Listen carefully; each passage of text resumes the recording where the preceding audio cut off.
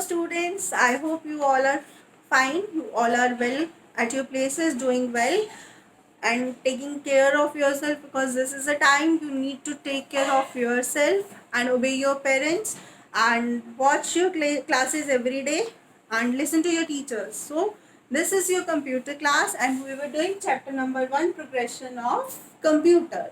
So progression, in last class we have discussed कि progression क्या होता है. So first of all, progression means progress किसी चीज़ में तरक्की means पहले से लेके अब तक उस चीज़ में क्या डेवलपमेंट हुए, क्या प्रोग्रेस हुए, that is progression. So progression of computer means कि कंप्यूटर्स में क्या क्या प्रोग्रेस हुई पहले से लेके अब तक, क्या क्या डेवलपमेंट हुई. सो आई टोल्ड यू कि कोई भी चीज़ जैसे आज दिखती है वो अर्लियर वैसी नहीं थी, एंड जो आज दिख रही है आने वाले टाइम में वो वैसी नहीं होगी.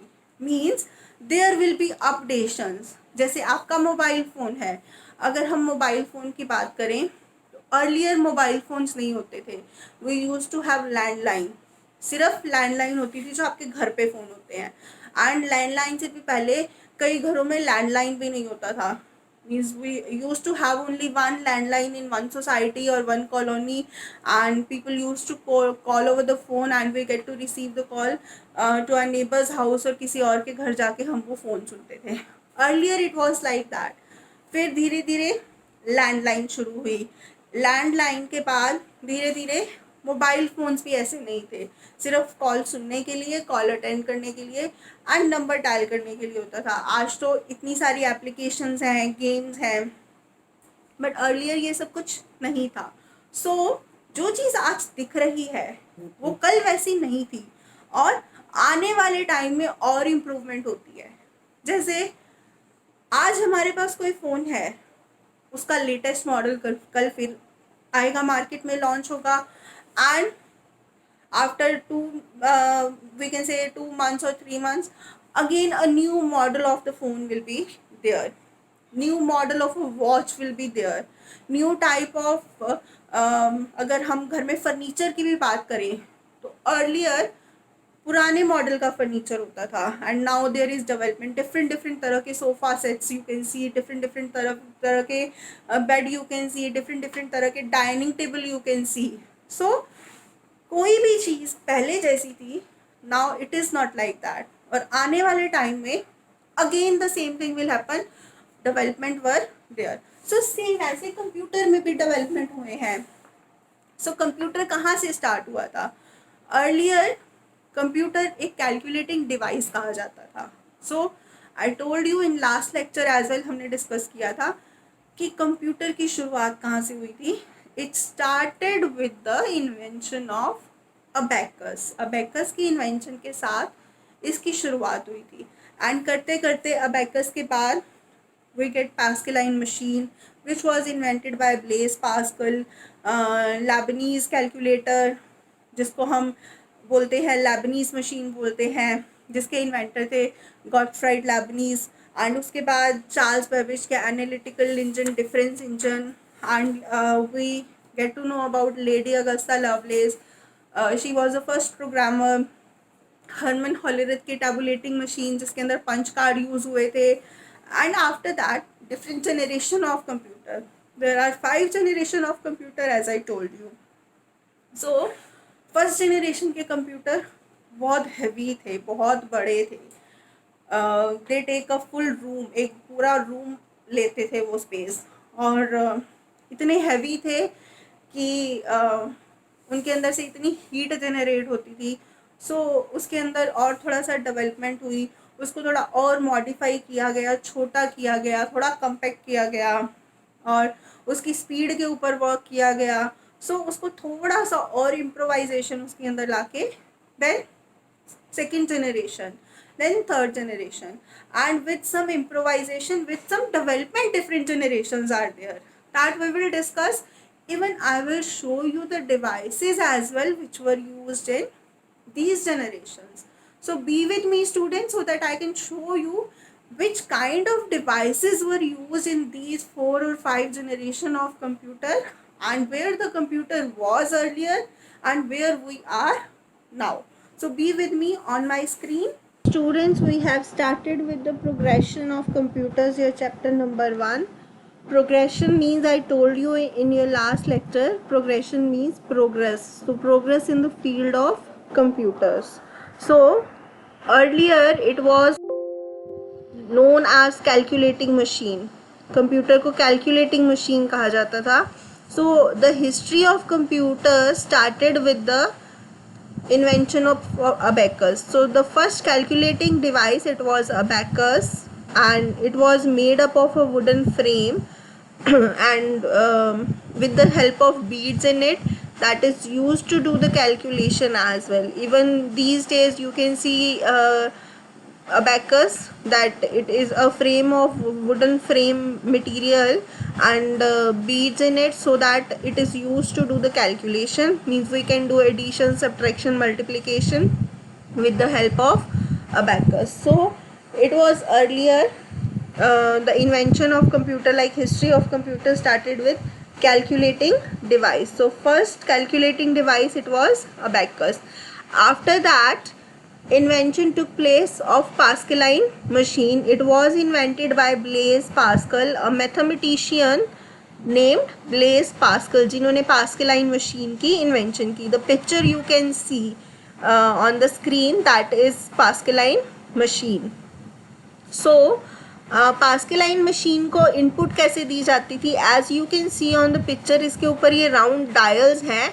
So in round dials के थ्रू जो था, नंबर डायल करके इनपुट दी जाती थी, नंबर फीड किए जाते थे with the help of these wheels, and उसके थ्रू हमें आउटपुट मिलती थी.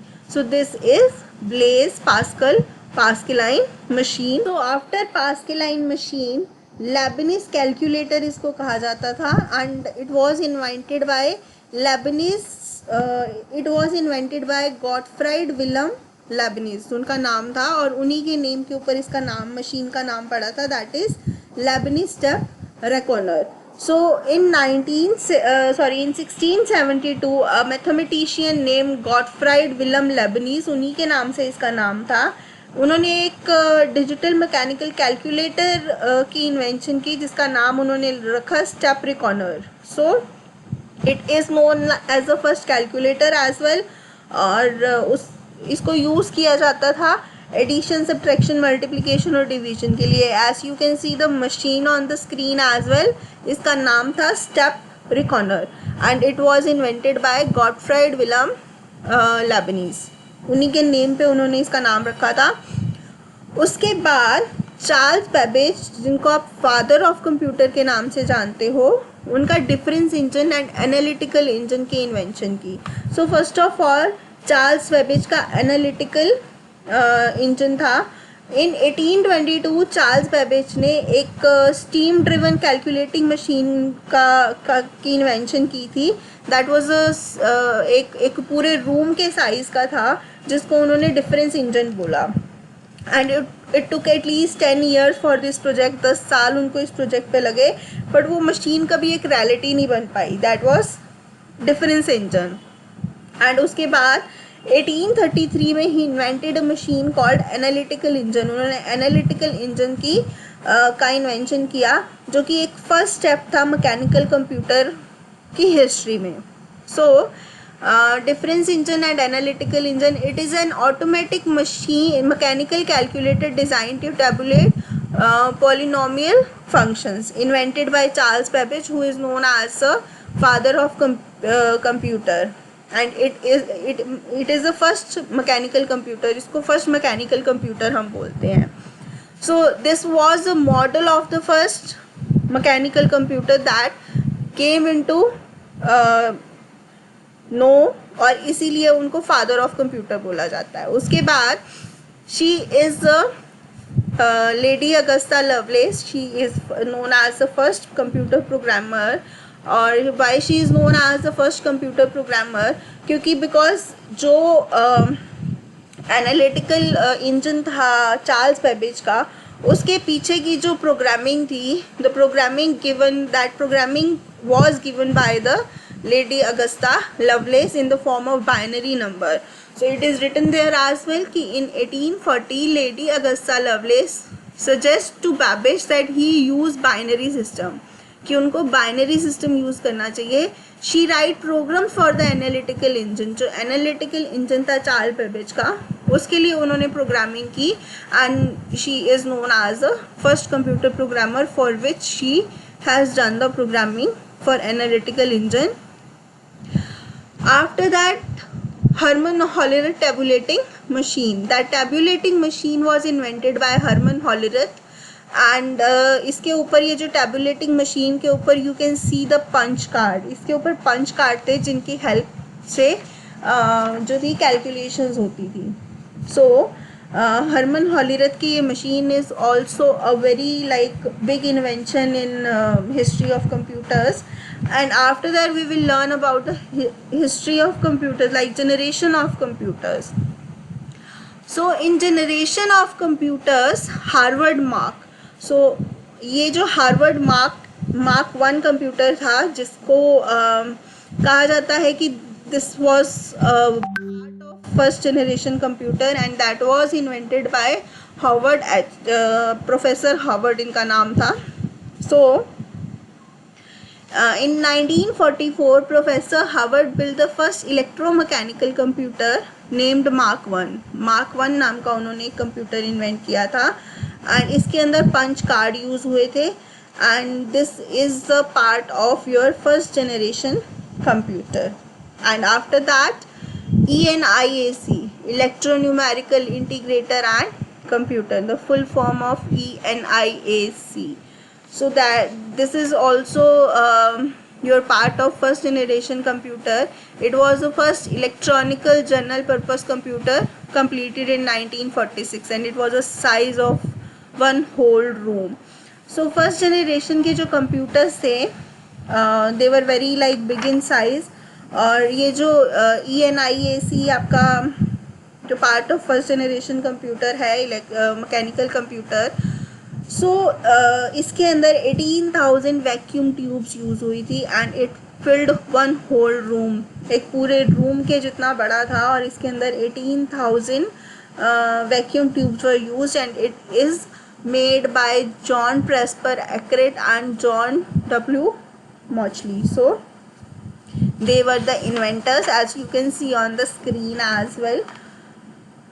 After that UNIVAC, that is Universal Automatic Computer. So first commercial computer इसको कहते हैं and it was also designed by J. Presper Eckert and John Mauchly. Again the two inventors you can see on the screen.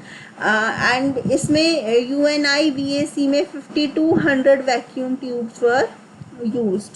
So ये जो दोनों computer हैं they were like fit in one whole room, एक पूरा कमरा ये जो थे लेते थे. ह्यूज इन साइज़, बहुत बड़े थे साइज़ में.